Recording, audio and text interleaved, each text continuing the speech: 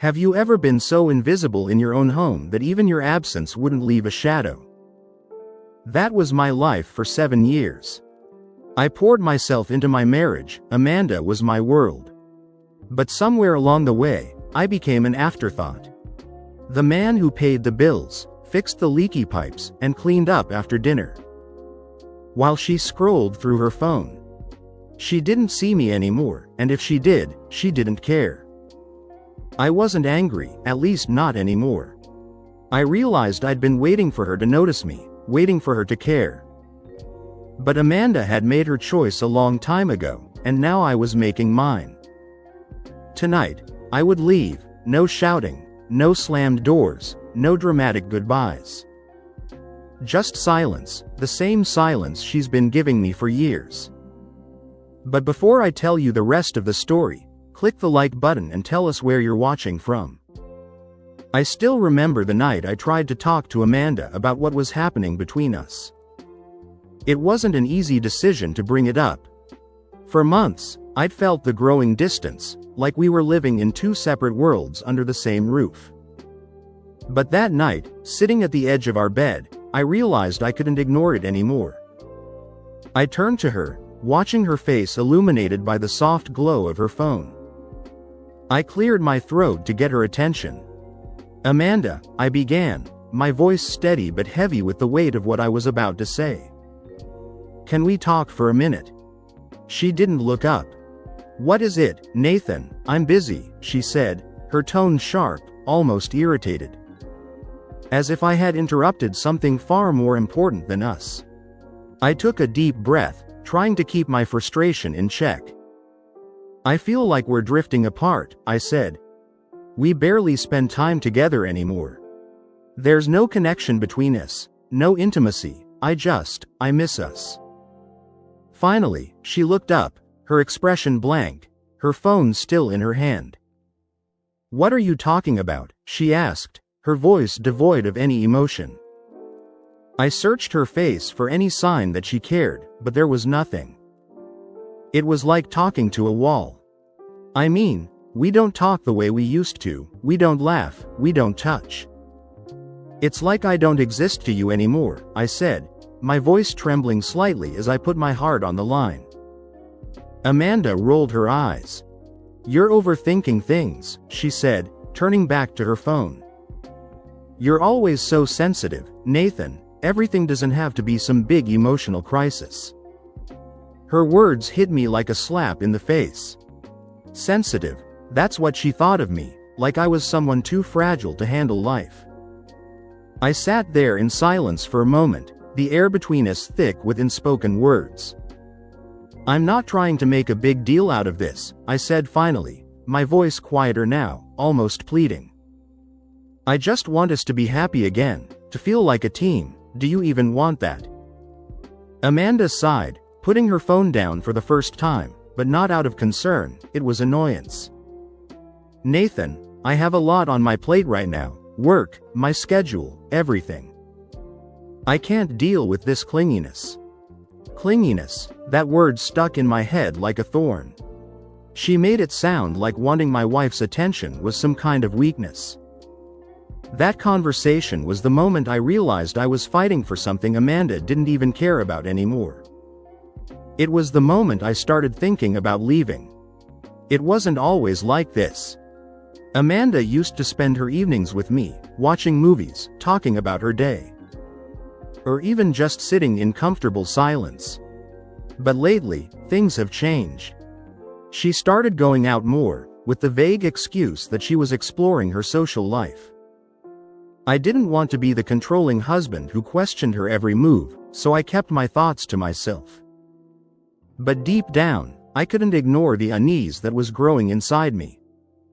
Her outings became more frequent. At first it was once a week, then twice.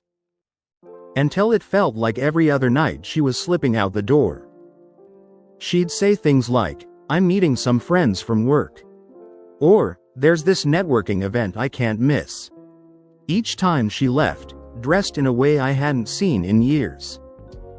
I started to wonder, why now, after 7 years of marriage? Why was she suddenly so eager to build a social life outside our home? Wasn't this the kind of thing people did before they got married? The more I thought about it, the more uncomfortable I got. Then one night, Amanda came home much later than usual. She had told me she was working late, but when she walked through the door, something was off. I was sitting on the couch, pretending to watch TV, but my eyes darted to her as soon as she entered. Her walk was unsteady, just slightly, as if she was trying too hard to act normal. "Hey," she said casually, tossing her bag onto the counter. Her voice had a lightness to it, but it sounded forced, like she was putting on a show. "Long night?" I asked, trying to keep my tone neutral. "Yeah, a lot of deadlines," she replied quickly, avoiding my eyes as she slipped off her shoes. That's when I noticed it, a faint but unmistakable scent of alcohol mixing with her perfume. Amanda didn't drink much, at least not at home, and certainly not when she was working. So why now? My stomach tightened as 1,000 questions raced through my mind. I didn't confront her, not yet. Instead, I watched as she grabbed a glass of water and headed to bed without another word. She didn't even ask how my day had been, something that had once been a habit for her.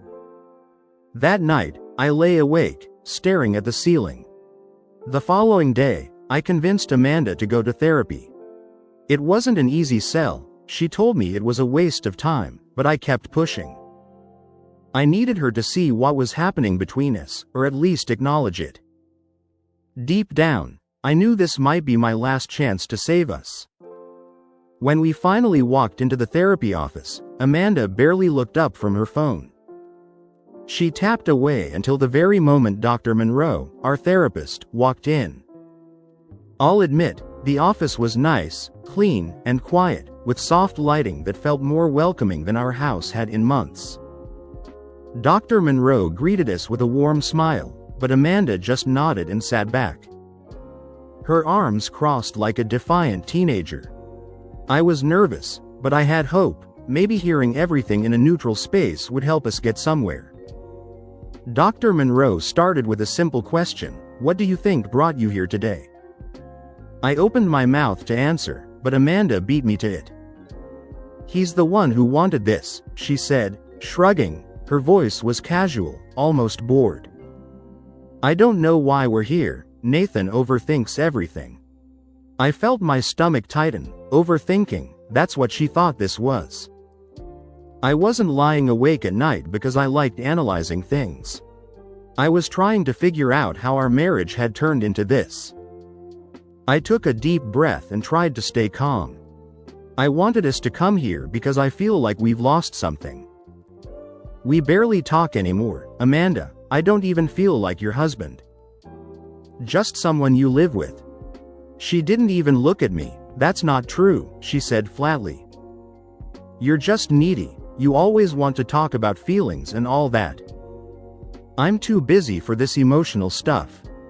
I glanced at Dr. Monroe, who gave me a small nod, encouraging me to keep going. It's not about being needy, it's about feeling like I matter to you. Like I'm more than just the guy who pays the bills and fixes the house. Amanda sighed loudly, like she was doing me a favor just by being there. You do matter, but you're always so sensitive about everything. I can't deal with that all the time. Sensitive, that word hit me like a slap. She said it like it was a bad thing, like caring too much was some kind of flaw. Dr. Monroe leaned forward. Amanda, do you understand why Nathan feels this way? Can you share how you're feeling right now? Amanda finally looked up, but not at me. She glanced at the clock on the wall and shrugged. Honestly, I think he's making this a bigger deal than it is. I'm fine with how things are. I don't see the problem. I couldn't believe it. The problem is that you don't care, Amanda. That's the problem. I'm sitting here telling you how much this hurts, and all you can do is check the time. She rolled her eyes, her tone sharp. Well, maybe if you didn't blow everything out of proportion, we wouldn't be here in the first place. At that moment, something broke inside me. I looked at Dr. Monroe, and she gave me a sympathetic glance. But I knew, no amount of therapy could fix this. Amanda didn't want to try, she didn't even think there was a problem. When the session ended, Amanda grabbed her phone and walked out without a word. I sat there for a moment, staring at the empty chair where she'd been. And that's when it hit me, I was the only one fighting for this marriage. And I couldn't do it alone. With all the things Amanda was doing, it was hard not to suspect she was having some sort of affair outside. It was late one night, Amanda had gone to bed hours ago, but I couldn't stop thinking about her constant texting. And the way she seemed so distant. That night, I couldn't ignore it anymore, I needed answers. Her MacBook laptop was sitting on the kitchen counter. Amanda never bothered to lock it, and I stared at it for a moment, debating what to do. Part of me felt wrong for even thinking about it, but another part of me knew that this was my opportunity. The messaging app popped up right away, it was connected to her phone. And the conversation on the screen was with Jeff, her gym buddy. At first, the messages seemed normal, just talk about workouts and gym schedules. But as I scrolled up, the messages became personal. Honestly, Nathan is so clueless, Amanda had written. He's always trying so hard to fix things, it's exhausting. Jeff replied with a laughing emoji, maybe he should fix himself first. They joked about me, mocked me, every word hit me like a punch to the gut. Then I saw it, the message that broke me. It's almost too easy to manipulate him, he just wants to believe everything's fine. I couldn't breathe for a moment, I sat back, staring at the screen. It's obvious something was wrong, but seeing her mock me with an outsider hurt more than I could have imagined. She didn't just betray me, she laughed about it, about me. I didn't sleep that night, I couldn't stop hearing her words in my head. By the time the sun came up, I knew I had to confront her. But I also knew I couldn't let her see how much I'd uncovered, not yet. The next morning, Amanda came into the kitchen, acting as if everything was normal. She poured herself coffee, scrolling through her phone. I decided to test her, to see if she'd slip up. "You were at the gym yesterday?" I asked casually. She didn't even look up. "Yeah, why?" "You and Jeff seem close," I said, watching her carefully. "You spend a lot of time together." She rolled her eyes. "Oh, stop. Jeff's just a friend, don't start acting paranoid." Her tone was sharp, she wasn't denying anything, she was just brushing me off. The days that followed went by like a breeze. I had to think everything through, leaving Amanda wasn't something I could do on a whim.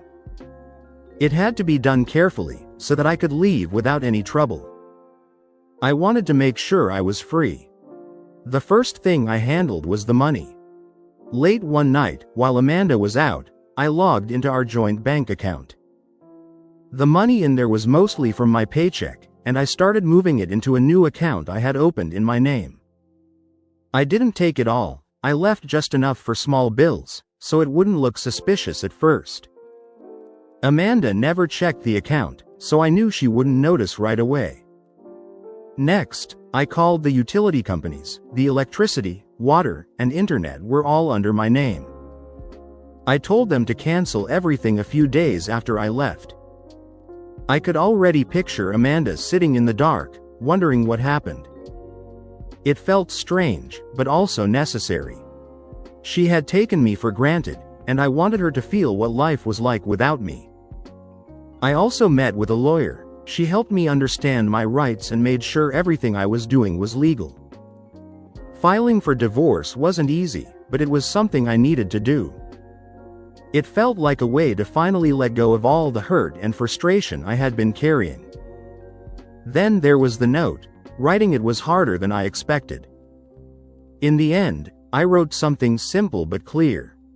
It wasn't angry, but it wasn't soft either, it was honest. I folded it and left it on the kitchen counter, right next to the coffee machine Amanda used every morning. I wanted it to be the first thing she saw when she realized I was gone. I left early in the morning, just before the sun came up. I had packed my things earlier and kept them hidden in my car. As I walked through the house, I looked around one last time. When I reached the kitchen, I set the note on the counter. I made sure it was in plain sight. For a second, I stood there, looking at it. Then I turned and walked out the door. I didn't slam it, I just left. Amanda didn't even notice I was gone, at least not at first. She carried on with her usual life. There were little clues everywhere. My shoes were missing from the hallway. My laptop was gone. Even the coffee machine hadn't been touched. But Amanda didn't put it together. She probably thought I was just upset and hiding somewhere. She didn't check the bank account. She didn't open the bills piling up on the counter. She didn't even realize the utilities were about to be shut off. Amanda had built her life around the idea that I'd always be there, taking care of everything. She didn't stop to think about what would happen if I wasn't. For a whole week, she stayed in her bubble, but soon, everything would start to fall apart. I'd always known Amanda loved her shopping trips, designer handbags, high heels, and jewelry she didn't need but always wanted. It was part of the life she had built for herself. I used to fund it all without complaint, thinking it was part of being a good husband. But now that I was gone, reality was waiting for her, and it hit harder than I expected. It started with her credit card. She had gone to one of her favorite stores, but when she swiped her card at the checkout counter, it was declined. Confused, she tried again, but the result was the same, declined. The cashier, young and awkward, apologized and said something about contacting her bank. Amanda didn't think much of it at first. Maybe it was a glitch or some issue with the bank system. She left the store, frustrated, as she made her way to the bank. But what she heard there would be the start of her unraveling. I'm sure her jaw dropped when she was informed that the joint account had been almost entirely withdrawn by the primary account holder. I could almost picture the realization dawning on her. For the first time, she understood that I wasn't just away for the weekend or sulking somewhere waiting to come back. I was gone, and I had taken everything I had contributed with me. Amanda wasn't completely without income. She had a job. But it was a modest paycheck that wouldn't come close to supporting the lifestyle she was used to. And I doubted Chris, her so-called gym buddy, would be eager to step in and fund her lifestyle. That's when desperation kicked in. One evening, as I was finishing up dinner in my new apartment, there was a knock at the door. I didn't need to open it to know who it was. Amanda had found me because she had been calling for days. I opened the door to see her standing there, looking every bit the polished woman she always was. But there was something different now. "Nathan," she said, her voice breaking slightly, "can we talk?" I stepped aside, letting her in. She walked in slowly, her hands twisting nervously as she took in the modest space. It wasn't anything fancy, a one-bedroom apartment with the basics. But it was mine, a place where I finally felt peace. "I made mistakes," she started, her voice trembling. "I didn't appreciate you the way I should have. I was selfish. But I can change. We can fix this." I leaned against the counter, crossing my arms as I listened. She was saying the words I once would have killed to hear. But something about them felt hollow. She wasn't here because she loved me or missed me. She was here because her world had fallen apart, and I was the easiest solution. "Why are you really here, Amanda?" I asked, my voice steady but firm. She hesitated, then said, "Because I need you, I need us." I shook my head. "No, Amanda, you need stability. You need the life I gave you, but you don't need me, not for the right reasons." Her eyes filled with tears. "That's not true, I love you." I sighed, the weight of years of hurt pressing down on me. "You don't love me, You loved what I provided, what I represented. If you truly loved me, you wouldn't have treated me like a paycheck or a convenient tool. You wouldn't have mocked me behind my back. You had everything, and you threw it away. She started to protest, but I raised a hand to stop her. Everything you lost was because of you, not me. You made those choices, and now you have to live with them. Amanda looked at me, searching for some sign of weakness. Some sign that I might change my mind, but there was nothing left for her to find. Please, Nathan, she whispered, her voice breaking completely, don't do this. I took a deep breath and stood tall. It's already done. I have no intention of going back to the shamble we called a marriage. It's over, Amanda, please leave. She stared at me for a moment longer, her face a mixture of shock and defeat. Before nodding silently, she turned and walked out the door.